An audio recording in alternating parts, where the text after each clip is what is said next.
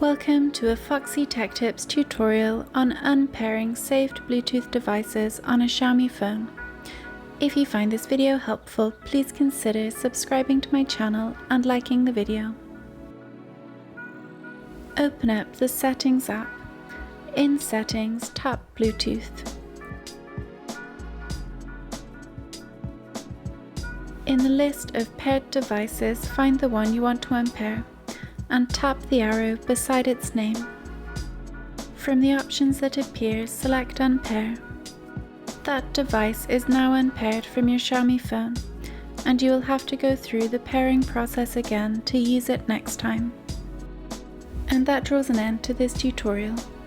Please like the video if you found it helpful and subscribe to Foxy Tech Tips for more Xiaomi and MIUI tips and tricks.